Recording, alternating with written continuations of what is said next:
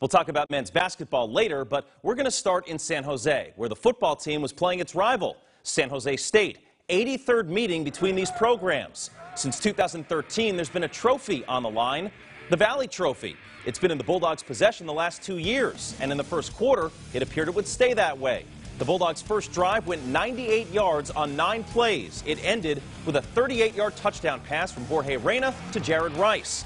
The senior tight end had 4 catches for 48 yards. He finishes his career with 113 career catches, most by a tight end in Fresno State history. Next Fresno State possession, a heavy dose of Ronnie Rivers. What a game he had last night. 55 yards on this run, down to the 5. 2 plays later, he's going to get in the end zone. Rivers had 177 rushing yards last night, and he scores a touchdown for the 8th straight game. Bulldogs up 14-0. Spartans would get a field goal on their next drive to make it 14-3. Then their defense would get a turnover. Early in the second, Jorge Reyna looking for Jamal Glaspie. He's picked off by Jay Leonard at the 43-yard line. San Jose State would get all the way to the Fresno State 19. On 4th and 1, the Spartans go for it. They get stopped. Michael Walker gets to DeJon Packer. About 5.5 minutes until halftime now, still 14-3 Bulldogs. San Jose State on its own 10-yard line. Justin Rice gets to Josh Love in the end zone. That's a safety. First safety for the Bulldogs in 2 years. Malik Forrester had one in 2017 against Boise State. That safety put the Bulldogs up 16-3. All right, same score, about 3 minutes to go now until halftime. Spartans punting from their own end zone. They punt to Ronnie Rivers. Probably shouldn't have done that. It's a 47-yard punt that Rivers fields at the Fresno State 45. He returns it 35 yards to the San Jose State 20. Ronnie Rivers had 275 all-purpose yards last night. Under a minute to play now in the half, it's 3rd down. Dogs at the 8-yard line. Jorge Reyna to Jared Rice. He gets 7. Fresno State goes for it on 4th. Reyna, the QB sneak. He does not get in, so the score stays 16-3 at halftime, 3rd quarter. The Spartans make it a 1-score game. Josh Love with a 2-yard run at the end of a long drive. It's 16-10. Still in the 3rd, Bulldogs with the ball near midfield. Reyna. He gets sacked for a loss of 8 yards, and he'd get hurt on that play. He'd have to leave the field and get stitches on his right thumb. So backup Ben Wooldridge starts warming up, and the redshirt freshman would come in. Wooldridge came in for a play last week against Nevada when Reyna had the wind knocked out of him. He threw 1 pass. It was a touchdown. Not this time. Wooldridge incomplete on 3rd and 2. Ball back to San Jose State. Start of the 4th quarter, Jorge Reyna is back on the sideline seeing if he can throw with that bandage on his right thumb. His first play, he hands off to Rivers, who gets nowhere. Loss of 5. Bulldogs would have to punt, but the Bulldog defense kept the Spartan offense from advancing. Kevin Atkins here sacks Josh Love, and Atkins does his little happy dance after the play. Kwame Jones is there. Juju, Michael Walker, his teammates joining in and having some fun. Fresno State still up 16-10 early in the 4th. More Bulldog defense. Spartans going for it on 4th and 1 again, and this time Aaron Mosby with the stop. Loss of 4 for DeJon Packer, but the Bulldog offense could not take advantage. Fresno State was just 1 for 12 on 3rd downs last night. Still 16-10, but San Jose State with the ball. Here's the backbreaker. Just a few minutes left. 3rd and 9. Love to Trey Walker. 29 yards and a 1st down. Next play, DeJon Packer up the middle. 28 yards. He had 93 rushing yards in the game. 10 more on this play. This is the go-ahead touchdown. 17-16 San Jose State, but the Bulldogs would get one more chance, and Wooldridge was in again at quarterback, with Reyna unable to throw. Wooldridge's first pass complete to Ronnie Rivers for 14 yards. Next play, Wooldridge. He runs up the middle for 5 yards. Incomplete pass on 3rd down. Then on 4th down, another incomplete pass. This one intended for Amorie Edwards. San Jose State would kneel out the clock. The players would then run over to grab that Valley Trophy, which they now get to keep until next year's game. Final score in this one, 17-16. Fresno State ends the year with a 4-game losing streak and an overall record of 4-8. The final numbers, Reyna was 15 of 22 for 151 yards. That touchdown to Jared Rice, also an interception. Ben Wooldridge, 3 of 5 for 13 yards. And Ronnie Rivers, 275 all-purpose yards, 177 of them rushing. his 4th 100-yard rushing game of the season, 7th of his career. But it came in a loss. I mean, it's a close game. They're an explosive team. They can score a lot of points. Our defense did a lot throughout the game, but not enough. And offensively, we couldn't convert third downs and couldn't stay on the field. Well, of course, nowhere where we expect to be. Each game's a little bit different. Every game's competitive, and you got to find a way to win close games, and we weren't able to do that. For one reason or the other, it didn't happen.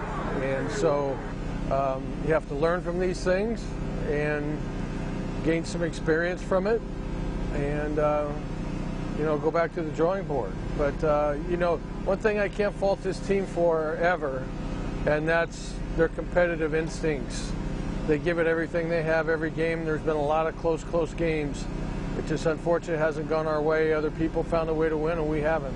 I mean, it's been entirely disappointing for me personally, but at the same time, we got guys in here on this team who are young guys who are going to grow from this, and I'm incredibly grateful that I got to play my season out my last year with these guys. Win or lose, it's football. You got to take the wins with the losses, the highs and the lows. So I appreciate these guys. Great, they fought a lot, fought real hard, and I can't wait to come back next year and see how these guys do.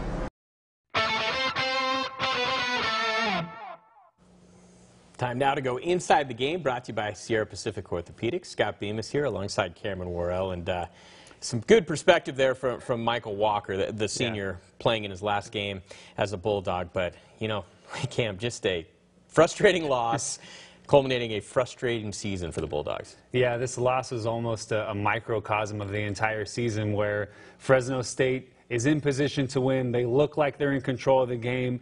The other team makes the play to win. The other team makes a play in a critical situation to do enough to win a football game. And I think Michael Walker kind of summed it up.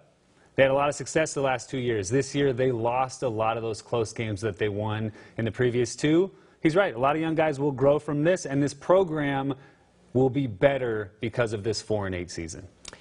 Offensively, they come out on fire. 2 touchdowns on the first 2 drives, and then they don't score a point after that on the 11 drives after those first 2 drives. Why is this offense running so hot and cold this year? They're just a little bit inconsistent. They've struggled running the football with consistency. They didn't have that problem last night. Ronnie was able to run the ball pretty much at will. But they haven't been a good third down team this season. They haven't been a really good red zone team. They haven't scored a lot of touchdowns when they get in the red zone.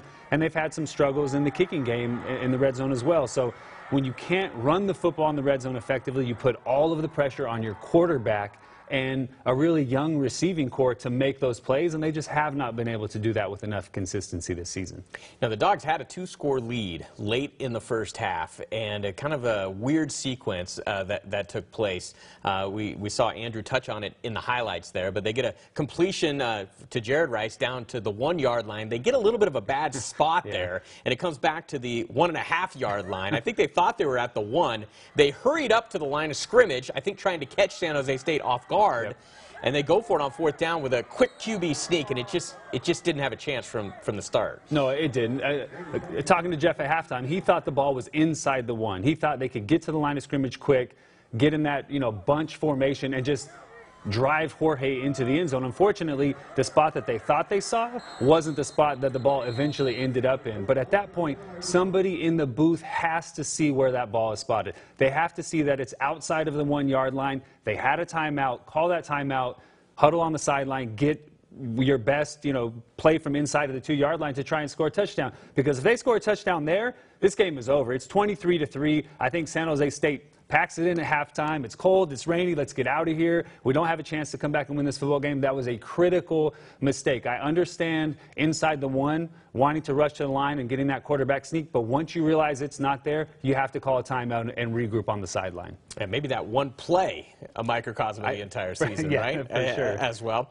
As we try to look for positives, heading into the offseason, there's going to be a lot of questions obviously out there, but one thing we don't have to worry about, I think, is the play at running back right now with Ronnie Rivers coming back, and he was just absolutely terrific in this game. Joined the 2,000-yard club for his career in the first quarter, 177 yards rushing, and Ronnie is just coming on here at the end of the season. How exciting should it be for the Red Wave to have him coming back? Oh, very exciting. I mean, he led the Mountain West in rushing touchdowns this year, and he really didn't get started till what seems like halfway through the season. But he kind of got stronger as this season went along. They finally found a little bit of consistency in that offensive line, did have the ability to catch the ball out of the backfield, had some effective punt returns. He is an all-purpose weapon. He can do so many things to hurt you offensively. You pair him with a healthy Jalen Cropper next year and Jordan Mims, who redshirted this year because of the foot injury, you have a serious 1-2 punch at the running back spot, and you have an explosive playmaker in Jalen Cropper that you can put anywhere on the field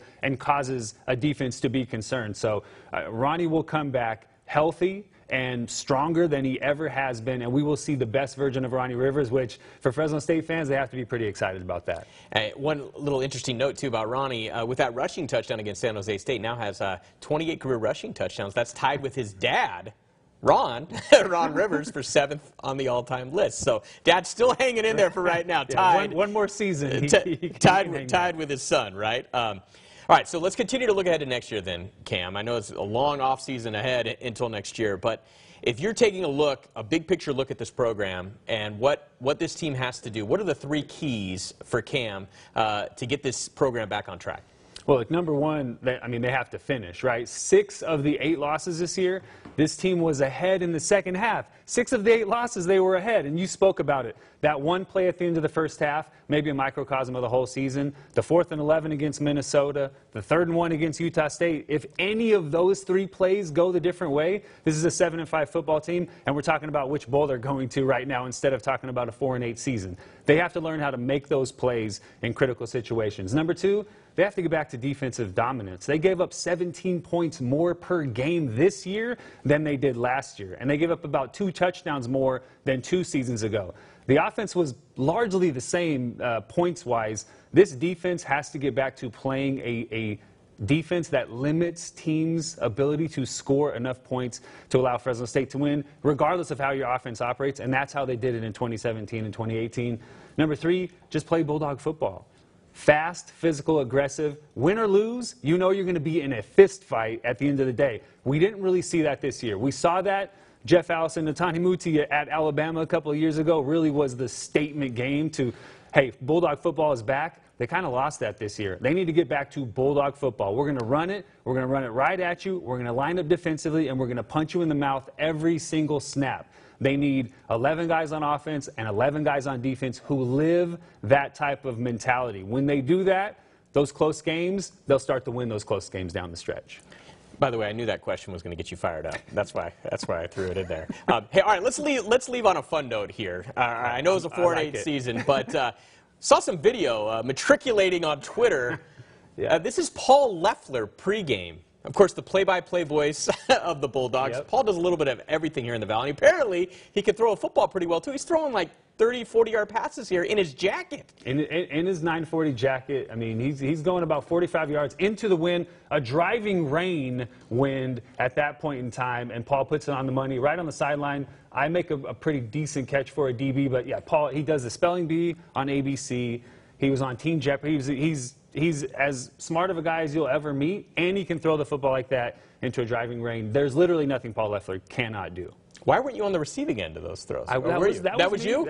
Yeah, I made a couple of nice. I saw you drop one there. I did drop one there. I am a DB after all. I did drop one, but I did make up for it and catch the second one at least. I like it. The broadcasting crew, they broadcast the game, and they also go out and play a little two-hand touch beforehand. Right. All right. That's Cam Worrell. Appreciate you all year, Cam. Thanks for breaking things down. It's always fun. Andrew, back to you. All right, thanks, guys. So the regular season is now over. Let's take a look at the final Mountain West standings. In the Mountain Division, Boise State was 8-0 in conference this year. The Broncos 11-1 overall. They're up to 19th in the AP poll today, 17th in the coaches poll. They'll host Hawaii in the Mountain West Championship game on Saturday. Air Force is ranked 25th today after the Falcons beat Wyoming to improve to 10-2 overall. Utah State with a road win at New Mexico yesterday to get to 7-5. Then it's the Cowboys, the Rams of Colorado State, and the Lobos. In the West Division, both Hawaii and San Diego State had non-conference games yesterday. They both won. so they each finished the regular season with 9 wins overall. As we know, the Rainbow Warriors have the tiebreaker over the Aztecs, which is why they are the team playing for the Mountain West Championship. Nevada lost to UNLV yesterday in overtime. San Jose State, of course, beat Fresno State to move ahead of the Bulldogs in the conference standings. The Rebels are behind the Bulldogs.